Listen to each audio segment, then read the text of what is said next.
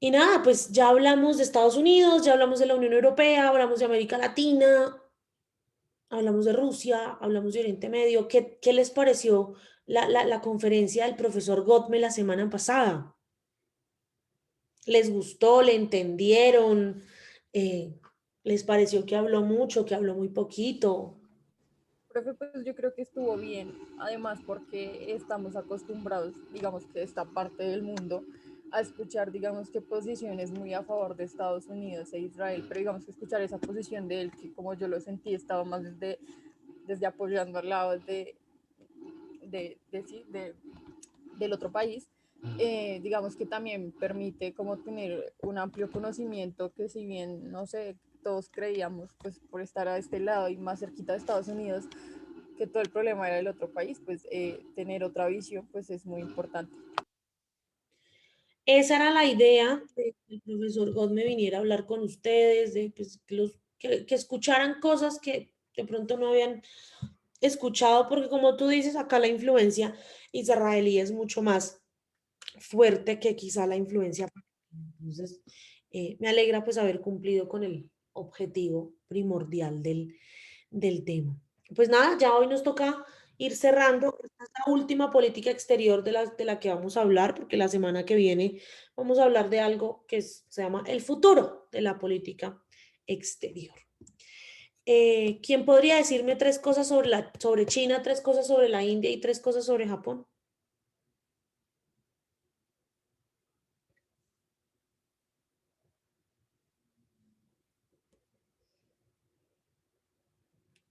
Profe, pues en China creo que se habla mandarín, es el idioma más hablado del mundo. Sí, India es el país más sobrepoblado del mundo también. sí, Los dos que quedan en Asia.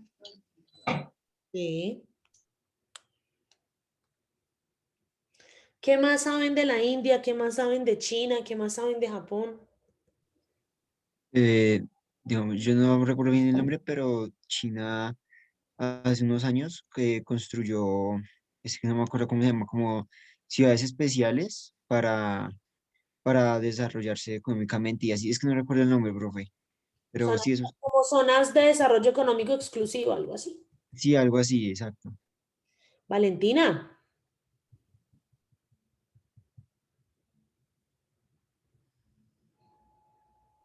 Pero Valentina. pues en Japón un mismo partido político gobernó 54 años hasta el 2009.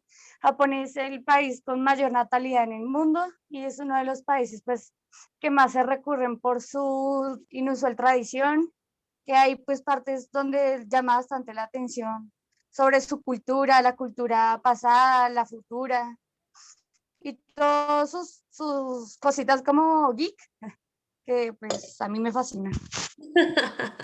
Creo que tu foto de perfil me lo dice bastante, que te gusta la cultura Me otaku. encanta, profe. Brenda, Profe, pues bueno, digamos que características principales, ¿no? La población, son países pues con amplia población, pues por lo menos China e India, y digamos que también territorialmente, ¿no? Por lo menos China, India, Japón no se me hace que sea tan grande, pero pues por lo menos los otros dos países sí son bastante extensos y creo que de alguna manera, y bueno, también es, no sé, curioso compararlo porque digamos que Japón siento que es un poquito menos de las cosas que he mencionado, pero igual está ahí al lado en el continente haciendo la pelea de potencia. muy bien, Daniel. Yen, yuan y rupias, las monedas de los tres países. Edward, Pues digamos, en India, pues está la religión budista. Eh, Tal vez en China y Japón no estoy seguro, si no estoy mal, Japón es como más que todo como ateos, no estoy seguro la verdad. Y en China no estoy seguro qué religión profesen o si profesarán alguna. en China profesan el confucianismo y en Japón el sintoísmo. César. En China y en India están dos de las maravillas del mundo. China tiene la Gran Muralla Sí. e India tiene el Taj Mahal. Maravilloso. Qué montón de cosas saben de China, de India y de Japón. Esto va a ser mucho más sencillo de lo que yo me imaginaba. Vamos a hablar de la People's Republic of China o la República Popular de China, que es en este momento el país más grande del mundo, más poblado del mundo, pues por decirlo así. Es un país oriental, es soberano, que está situado en Asia Oriental o en el Lejano Oriente. Es el más poblado del mundo con cerca de 1.395 millones de habitantes y la primera potencia económica mundial en términos de paridad del poder adquisitivo. Es un estado unipartidista gobernado por un único partido, que es el Partido Comunista Chino o el llamado PSC, y su capital es la ciudad de Pekín o Beijing, como muchos de nosotros también la conocemos. Vamos a ver un pequeño documental que nos va a mostrar qué tan comunista es China después del triunfo de la revolución. ¿Y por qué qué tan comunista es China? Porque es que resulta que muchos de nosotros tenemos la tendencia a creer que China es 100% comunista y que todo lo que pasa en China pasa amparado en el capitalismo, en el comunismo, y no todo es así. Entonces vamos a ver este pequeño documental y ahorita seguimos discutiendo. Pues a mí me llamó mucho la atención el tema de explicar como el principio del video sobre la cantidad de gente que vivía en el territorio de China. Y más que todo se agrupaban en las zonas donde pesqueras, por así decirlo. Sí. Y entonces dejaban el otro lado, como el lado oriente, izquierdo, pues prácticamente vacío. Y si no recuerdo mal, yo he visto como un video de Luisito Comunica, donde él viaja a una ciudad de China donde no está tan prácticamente poblada. No recuerdo el nombre, pero el gobierno planteó estos proyectos para que la gente se desplazara a esos lugares y así no producir tanta población. Pues yo no sabía que ver videos de Luisito Comunica era tan educativo, voy a tener que verlos. Pero sí, la verdad es que China ha tenido un auge impresionante en los últimos años y eso se debe también a su interés y a su necesidad de ser líderes del sistema internacional. Y es que la política exterior de China se basa en los 5 principios de coexistencia pacífica de Zhou Enlai. El primero dice que no tenemos que, o China no debe meterse en los asuntos de otros estados, es decir, China permite que los estados o practica el principio de la libre autodeterminación de los pueblos. Asimismo, el principio de la no agresión, es decir, ese principio que nos dice que China no va a entablar guerra con ningún otro estado del mundo, a menos que éste ponga en riesgo su seguridad interna o internacional. Y esto se basa en un principio de ¿qué? De coexistencia pacífica. China puede coexistir, vivir pacíficamente con todos los países del sistema internacional en condiciones de igualdad y beneficiándose mutuamente. ¿Por qué? Porque para China todo se basa en la cooperación entre ambos países para obtener beneficios. China tiene una doctrina de política exterior, así como Colombia tiene 4 que nosotros las vimos en la clase de política exterior colombiana. Y es que la doctrina de una sola China. La doctrina de una sola China se basa en que China es un único territorio. Por eso no reconocen la independencia de Taiwán y no reconocen la soberanía del Tíbet, porque para China o para el gobierno de Pekín, tanto Taiwán como el Tíbet son parte íntegra de lo que es el territorio chino. ¿Cuáles son hoy los problemas limítrofes que tiene China? Que son muchos y que le impiden también desarrollar todo su potencial como potencia, valga la redundancia. Primero, el problema de Taiwán. Ustedes saben que para gran parte del mundo, Taiwán es un territorio independiente, es un estado común y corriente, como Colombia, como Estados Unidos, pero para China no, para China Taiwán es parte de su territorio y que Taiwán esté declarando su independencia, emancipándose, es supremamente grave porque eso pone en riesgo su integridad territorial. Así como la India y Pakistán tienen un diferendo sobre la región de Cachemira, que es fronteriza entre ambos países, China también se ha atribuido la pertenencia de esa zona del mundo. También China quiere anexionarse o siempre ha dicho que se quiere anexionar lo que hoy es el reino de Bután, que es un país muy pequeñito en la frontera o en la mitad entre la China y la India. Y tiene un diferendo limítrofe en la Corte Internacional de Justicia de La Haya de todas las zonas del mar de la China Oriental que las está peleando con el imperio de Japón. Eduardo. Profe, una preguntita. ¿Me podrías explicar más lo de lo que se compromete territorialmente Taiwán, lo que acabaste de decir, por favor? Lo que pasa es que Taiwán es una isla que siempre ha pertenecido a China. En su momento, esa isla estaba administrada, al igual que Hong Kong, por el Reino Unido. Cuando el Reino Unido decide darle la independencia a Taiwán, China o la República Popular China dice, bueno, entonces ahora Taiwán va a ser China-Taiwán. Y Taiwán le dijo, no señor, yo voy a ser un país independiente, mi capital va a ser Taipei, yo voy a ser una potencia económica, una potencia industrial. Y ahí hay un diferendo limítrofe, y es que China no reconoce la independencia de Taiwán, es decir, para China, Taiwán no es un país independiente, y para más o menos 70 países en el mundo, incluyendo los Estados Unidos, algunos países de la Unión Europea y algunos países de América Latina, Taiwán es un país independiente. Entonces, para China, el hecho de que Taiwán o de que muchos países del mundo reconozcan la independencia de Taiwán ha generado un compromiso a su integridad territorial, precisamente por esta doctrina de una sola China. Y es que para China, todo lo que esté alrededor suyo es parte de China. Y eso responde también a la imagen que China quiere proyectar como la principal potencia del sistema internacional y el país más grande geográficamente del sistema internacional. China practica su política exterior con algo que se llama el soft power. Ustedes saben qué es el soft power, el poder blando, la diplomacia, y lo hace de tres maneras. Mediante la expansión de su cultura, ustedes a través del gobierno chino pueden obtener becas para irse a estudiar mandarín a universidades chinas, y después de estudiar mandarín pueden hacer maestrías y doctorados en universidades chinas, que si bien no están dentro de las mejores del ranking de Shanghai o de los rankings occidentales, tienen muy buenos índices de investigación y desarrollo. ¿Y esto en base a qué? En base a un modelo económico alternativo al impuesto por USA. China es un país políticamente comunista, pero económicamente capitalista.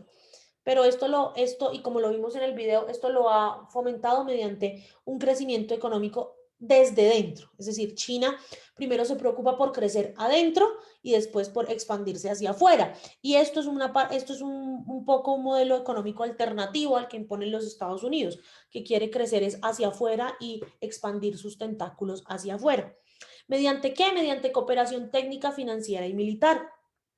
China con su proyecto de la nueva ruta de la seda, que lo vieron en el video, con el proyecto de préstamos a estados del tercer mundo, con el proyecto de la construcción del canal, del canal marítimo por Nicaragua, ha empezado a construir una red de cooperación técnica, financiera y militar con otros países para ganarle terreno a los Estados Unidos en el sistema internacional. ¿Hasta aquí alguna pregunta? ¿Todo claro? China se presenta hoy ante el mundo como una potencia emergente pero responsable, con un poder pacífico pero no amenazante. Y reconoce cuáles son sus responsabilidades y sus derechos y que este nuevo rol como hegemón del sistema le confieren. Por eso China, al haber sido como el país en el que inició toda la pandemia del COVID, se ha autodeterminado a sí mismo como responsable de todas las investigaciones y de apoyo internacional para aquellos países que no cuentan con vacunas y con material médico para el COVID. Por eso una de las vacunas que más se están aplicando en muchos países del mundo es la vacuna de Sinovac, que es la llamada vacuna china. Unos retos tiene la política exterior china. El primero, su relación con los Estados Unidos, que es una relación tensa, que es una relación que está basada en problemas comerciales. Su relación con Rusia, que aparte son vecinos y es ese tercer país ahí en ese juego de ajedrez del sistema internacional. Tiene que resolver sus problemas de soberanía, todos esos problemas con Taiwán, con Bután, con las zonas de la China Oriental, para que pueda tener un territorio integral y completo como lo quiere tener. El principal reto de la política exterior china es empezar a implementar mecanismos de defensa, protección y promoción de los derechos humanos en el mundo. Y pues hoy en día el reto que tenemos todos, que es el combate, la lucha contra el COVID-19, la pandemia que se ha generado en el sistema. Habiendo hablado de China, vamos a hablar un poquito de la India. La India tiene más de 1.372 millones de habitantes y es el segundo país del mundo por población. Está en el Valle del Indo, una región histórica y rica por sus tradiciones culturales, comerciales, sus grandes imperios, centro de algunas... Regálenme un segundito.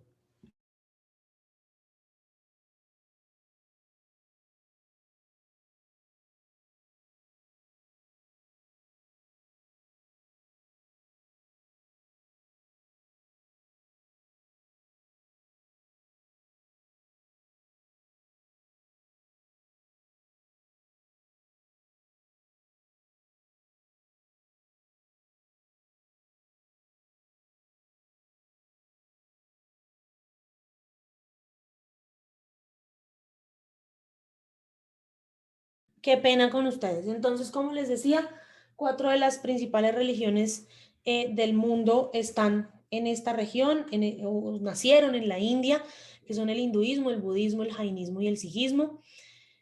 Y ustedes saben que en la India es el país donde más tiempo se demoran en hacer unas elecciones presidenciales o cualquier tipo de elecciones. Las elecciones en la India duran 8 meses, porque lo grande que es su territorio hace que deban seccionar los procesos electorales. La India en 5 minutos les va a contar este recorrido histórico, cómo es el país rápidamente. La Tierra es un lugar gigante y bastante viejo. Eso quiere decir que hay todo tipo de historias, personas, lugares, civilizaciones y culturas.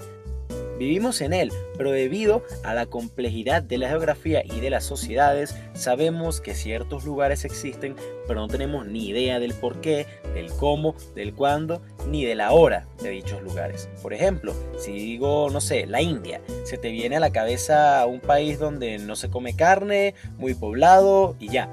Pues hoy haremos un resumen generalizado sobre la India para que así conozcamos un poco mejor a este remoto pero importante país peninsular encerrado por la cordillera más alta del mundo. Yo soy Rafael Peraza y esto es La India en 5 minutos. Antes de comenzar, quiero dejar bien claro que esto no es un video detallado sobre toda la historia de la India, sino un resumen general en el cual se busca ayudar a conocer y a entender un poco más sobre esta nación.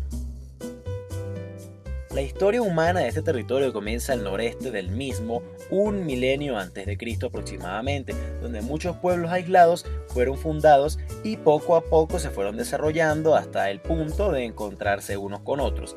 Para el año 300 antes de Cristo, después de varios conflictos y guerras entre pueblos, Chandragupta, un monarca del momento, une y conquista toda la península india, más una porción al noreste del país, convirtiéndose en el primer imperio indio. A partir de este momento, el territorio de este país nunca volvió a expandirse más.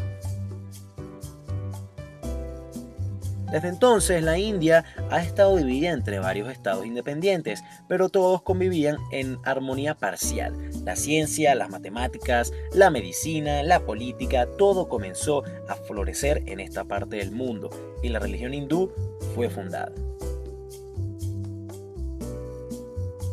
Con el pasar de los años, la India no se metió ni trató de invadir ningún otro pueblo, pero grandes imperios intentaron tomarla. Alejandro Magno, los mongoles, tribus del norte y demás trataron de conquistar este territorio, pero el clima, el ambiente, la geografía, las enfermedades y la estrategia, más la fuerza de la población del país, fueron demasiado para cualquier invasor o imperio, o al menos así fue hasta que llegaron los británicos.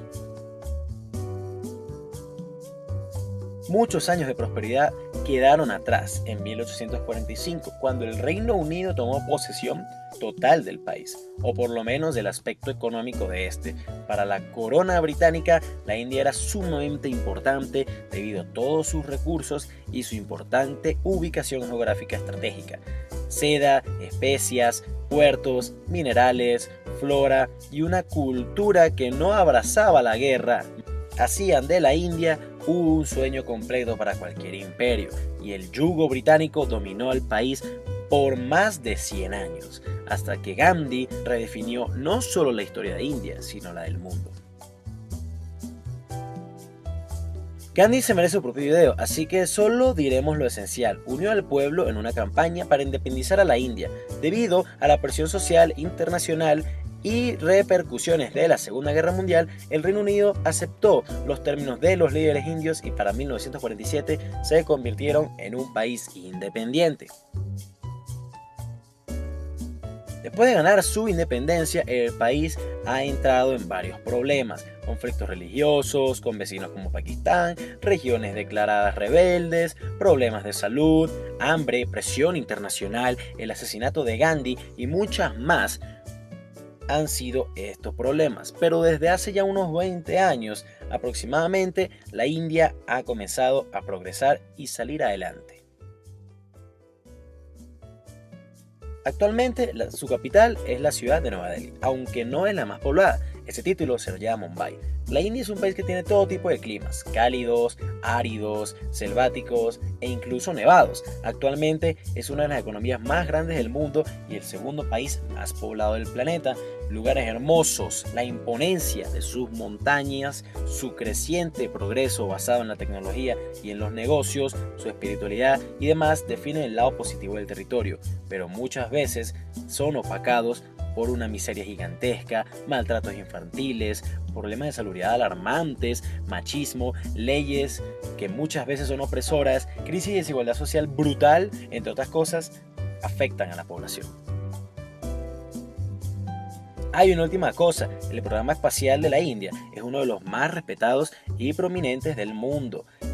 De hecho, ellos descubrieron que había agua en la luna antes que nadie. Este país produce muchísimas mentes increíbles en el aspecto de la astronomía, geología e ingenierías, en especial la informática. Y bueno, aquí termina nuestro muy resumido recorrido por la historia y cultura de la India. ¿Conoces alguna otra cosa que nos haya faltado importante sobre este país? ¿O quieres que resuma alguna otra nación? Coméntalo en la parte de abajo. Si te gustó el video, Chicos, la India es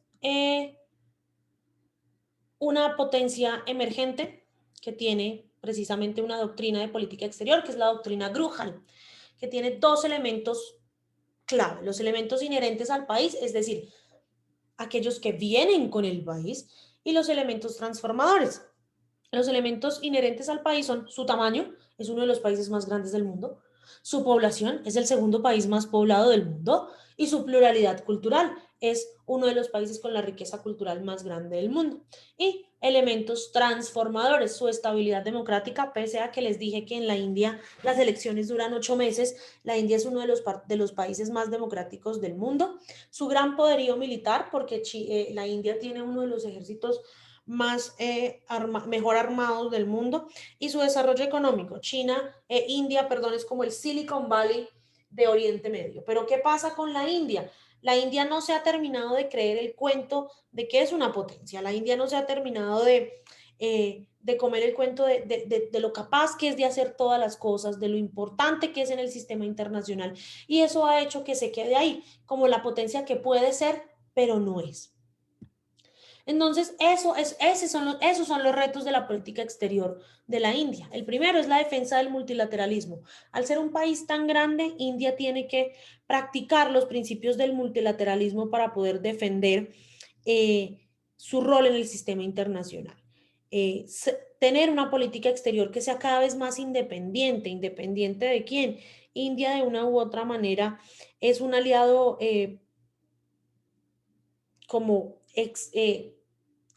exclusivo de los Estados Unidos. Y al igual que muchos otros países, pues la India tiene que tener una política exterior un poco más independiente del gran hegemón. Desarrollar mucho más su diplomacia, y desarrollarla en términos de ¿qué? En términos del cumplimiento de los objetivos de desarrollo sostenible. Si la India se pone en sus hombros el cumplimiento de los objetivos de desarrollo sostenible, va a salir muy bien el proceso, porque pues con que se cumplan algunos de los objetivos en la India ya es un avance grandísimo para el mundo, sobre todo los que tienen que ver en términos de empoderamiento femenino, educación y salud. India debe validar en el mundo la necesidad de que el mundo vea que hay una necesidad de la India en el sistema internacional, que la India puede aportarle muchas cosas al sistema internacional. ¿En términos de qué? En términos de ciencia, tecnología, innovación, en términos de desarrollo económico, de pluralidad democrática. Si el mundo se da cuenta de eso, la India va a empezar a tener un rol preponderante en el sistema internacional. Hasta aquí, preguntas, dudas, ¿todo claro? Sí, profe. Gracias, Paula. Entonces vamos a hablar un momentico de Japón. Japón, que es uno de mis países favoritos, porque es la potencia que fue y se dio cuenta que ser potencia no era tan chévere y decidió dejar de ser potencia. También por muchas cosas que pasaron durante la Segunda Guerra Mundial. Japón es un archipiélago que está compuesto por 6.852 islas, de las cuales la más poblada es la isla de Honshu, en el área del Gran Tokio, donde está la capital del país. Es el área metropolitana más grande del mundo, la ciudad capital más poblada del mundo, con cerca de 30 millones de habitantes. La historia de Japón tiene muchos periodos de altibajos entre aislamiento y preponderancia internacional. Japón es desde hace ya muchos años una de las principales potencias económicas del mundo, y aunque Japón renunció a tener ejército después de la Segunda Guerra Mundial, pues tiene unas fuerzas armadas muy modernas y a la espera de lo que pueda pasar, aunque siempre promulgando el establecimiento y la defensa de la paz. Ustedes se preguntan cómo Japón se convirtió en una potencia. ¿Qué hizo Japón para ser una potencia?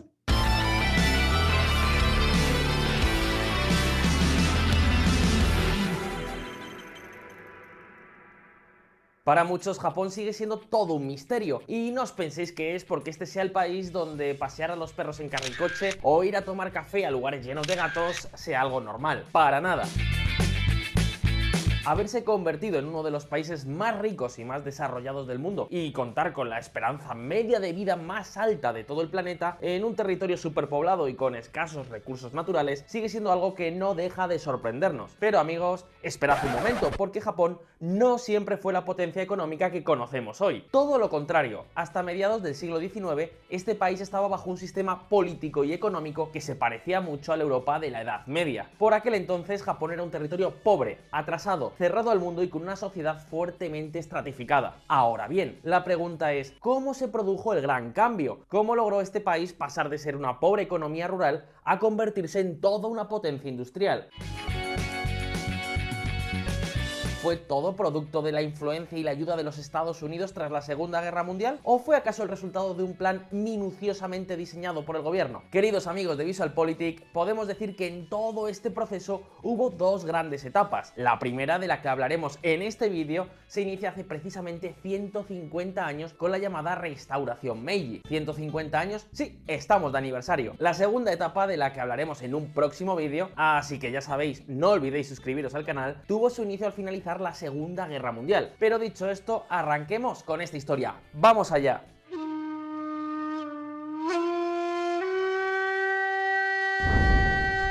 La Restauración Meiji. Hace 150 años, la Restauración Meiji de 1868 terminó con el dominio que tenían los Tokugawa, un clan que durante más de 250 años, ni más ni menos desde 1603, prácticamente habían suplantado al poder del emperador y se habían convertido en los grandes señores de Japón.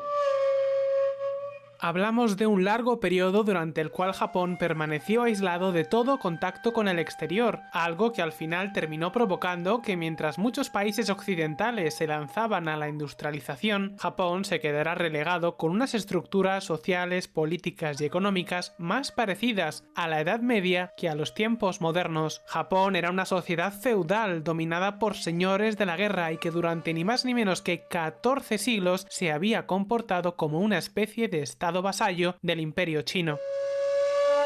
Vamos, muy diferente al Japón que conocemos hoy. Hablamos de un país que llegó a prohibir el uso de sus puertos por parte de extranjeros, para evitar que su influencia terminara contaminando la cultura y las tradiciones locales. Claro que eso también terminó con el comercio y con cualquier posibilidad de que sus rígidos estamentos políticos evolucionaran al compás de los tiempos. Esta fue la situación hasta que en 1853 una moderna flota de los Estados Unidos llegó a la bahía de Tokio con una misión y un mensaje. O las autoridades japonesas aceptaban y permitían el comercio, o se tendrían que atener a las consecuencias.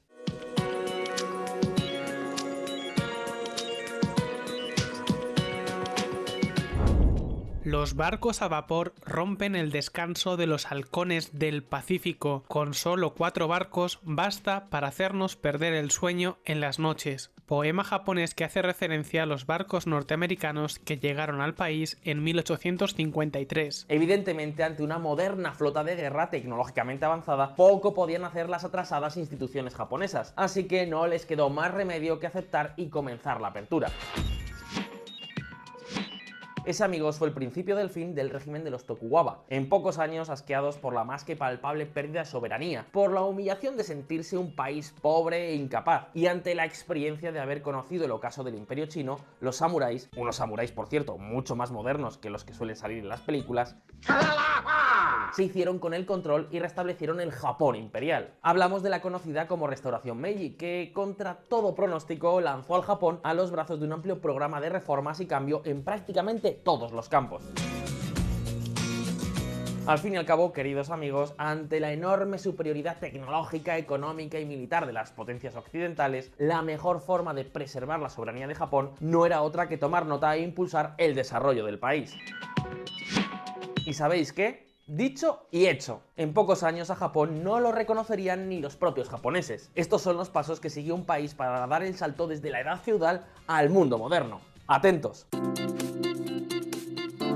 A nivel político se terminó con muchas de las viejas instituciones y se introdujo un poder judicial independiente, un poder legislativo bicameral y un moderno sistema de prefecturas para gobernar las diferentes regiones del país. Los viejos impuestos sobre la venta de arroz fueron sustituidos por un impuesto a la tierra, lo cual tuvo 2 grandes ventajas. Primero, facilitó el cálculo de los ingresos que cada año obtenía el gobierno. Al fin y al cabo, la cantidad de tierra no cambia, como sí cambia cada año la producción de arroz, lo que permitió, por ejemplo, diseñar, financiar y construir muchas infraestructuras, y segundo, obligó a determinar con exactitud la titularidad de la tierra, estableciendo para ello un moderno sistema de derechos de propiedad.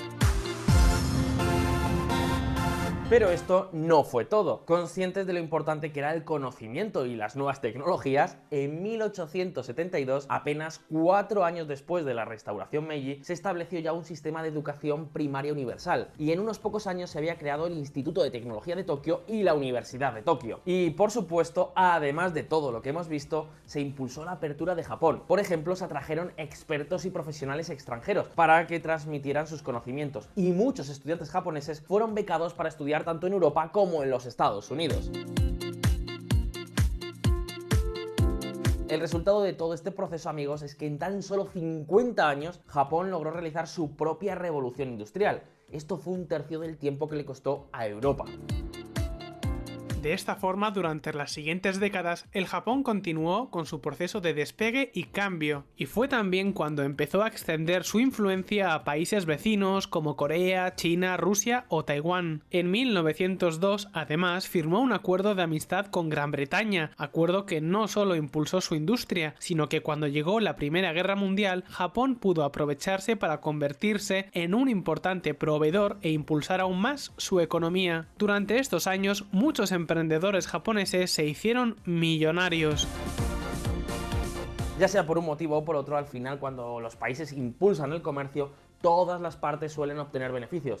Mr. Donald Trump, tome nota. Pero amigos, así es como llegamos a 1926, el año donde da comienzo la época más tenebrosa del Japón. Atentos.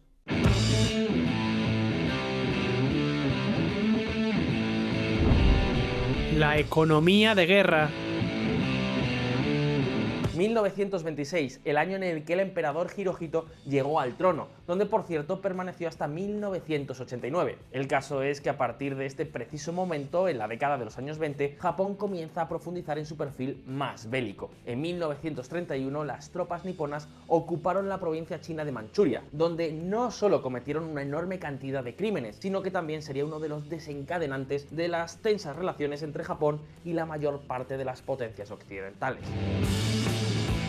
Además, desde la llegada al poder de Hirohito, el gobierno comenzó a impulsar la industria de la guerra hasta tal punto que en 1931, mientras las tropas invadían Manchuria, el gobierno japonés autorizó e impulsó la creación de cárteles entre las grandes compañías, especialmente entre la industria pesada, es decir, aquella relacionada con el acero, la construcción de barcos, maquinarias, camiones, etcétera, etcétera. De esta forma, el gobierno instaba a las grandes empresas a ponerse de acuerdo para hacer crecer la producción lo más rápido posible, al tiempo que limitaban la entrada de nuevos competidores.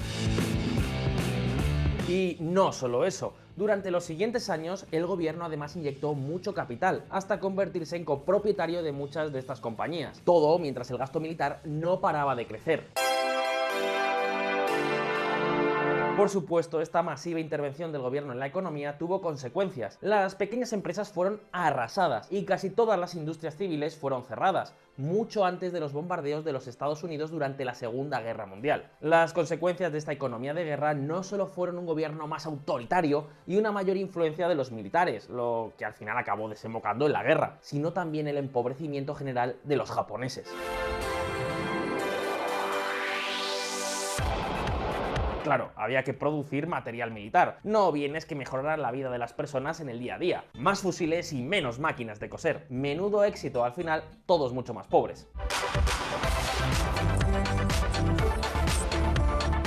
Y es que, ¿sabéis qué? Esto no es nada extraño. La historia nos enseña que las políticas militaristas suelen hacer de oro e impulsar el poder de una élite a cambio de empobrecer a la mayoría. Amigos, el caso es que al final, como todos sabemos, al terminar la Segunda Guerra Mundial, Japón no solo era un país derrotado, sino que su economía estaba destrozada y los japoneses habían retrocedido décadas en lo que respecta a su nivel de vida. Todo ello, por supuesto, además de la tragedia de haber perdido más de 3 millones de vidas durante el conflicto. 3 millones de vidas. Ahora bien, puede que alguno de vosotros se esté preguntando, ¿pero qué ocurrió una vez terminada la guerra? ¿Cómo logró Japón convertirse en pocos años en toda una potencia? Amigos, eso lo veremos en un próximo vídeo aquí en VisualPolitik. De momento, en este ya hemos visto cómo Japón dio el gran salto y pasó de la Edad Media al mundo moderno. Si te ha resultado interesante este vídeo, dale a like y no olvides suscribirte a VisualPolitik y también al canal de nuestros amigos de Value School, que están preparando muchas cosas interesantes. Si te La interesante ha caracterizado su política exterior porque como el país no tiene los suficientes recursos naturales para ser autosostenible, pues ha tenido que buscar los recursos por otro lado. Como después de que perdió la Segunda Guerra Mundial, después de la bomba atómica de Hiroshima y Nagasaki, Japón se vio obligado a enmendar su constitución y el artículo 9 de la constitución japonesa dice que el país no volverá a inmiscuirse en conflictos internacionales y será un estado de paz. De allí que Japón no tenga un ejército listo para la lucha, sino que tiene unas fuerzas de paz internacionales. Y eso se compone también de la doctrina Yoshida.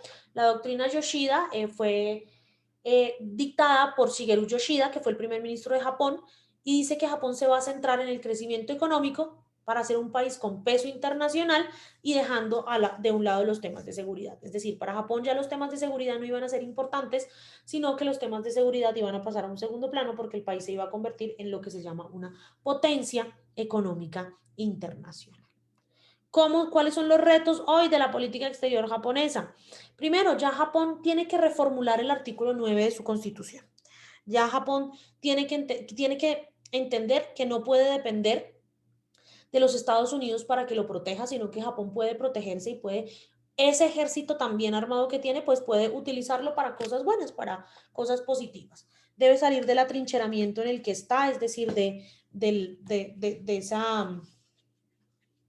ese aislamiento y dejar a un lado la estrategia del no ser. Japón últimamente es el país que no es violento, que no se inmiscuye en los asuntos de los demás y Japón tiene que potencializar todo ese soft power que tiene gracias a su política y a su agencia de cooperación internacional para el desarrollo para precisamente reencontrarse con el continente asiático y sanar todos los odios que hay respecto de muchos de estos países, como lo decía Valentina en el chat, sobre todo de Corea por el pasado de colonialismo que Japón tuvo respecto de otros países.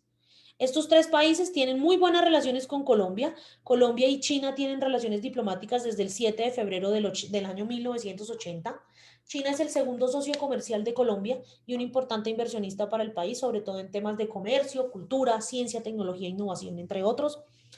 India y Colombia tienen relaciones desde hace un poquito más de tiempo, desde el 19 de enero de 1959, y nuestras relaciones con la India son netamente comerciales, pero en cooperación sur-sur, en cooperación técnica y en cooperación tecnológica. Es decir, India nos comparte buenas experiencias, transfiere conocimientos para que Colombia pueda potencializar e industrializar su economía.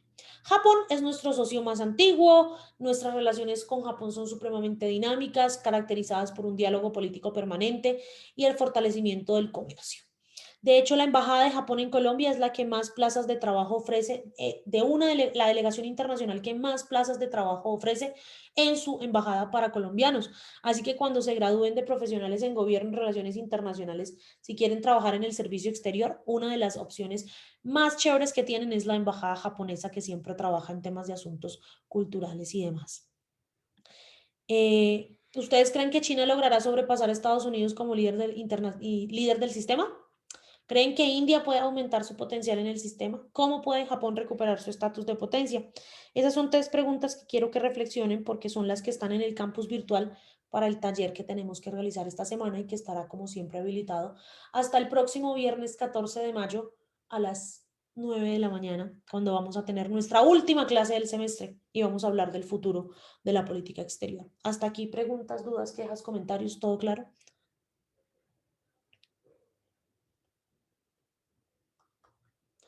Parece ser que todo claro, mis queridos estudiantes, entonces ya saben lo que tienen que hacer, revisar los textos de la siguiente semana, sobre todo uno que es un libro que se llama The Post-American World. Tienen que leer el primer capítulo y el tercero. Prepárense para el último análisis de prensa del semestre, por favor. Y pues no sé quién vaya a hacer la relatoría de esta sesión de clase, no hicimos relatoría de la sesión anterior, entonces el próximo viernes hacemos 2 relatorías y pues nos vemos el próximo viernes en Zoom. Yo les dije que hoy no iba a ser muy larga la clase porque sé que ustedes tienen ganas de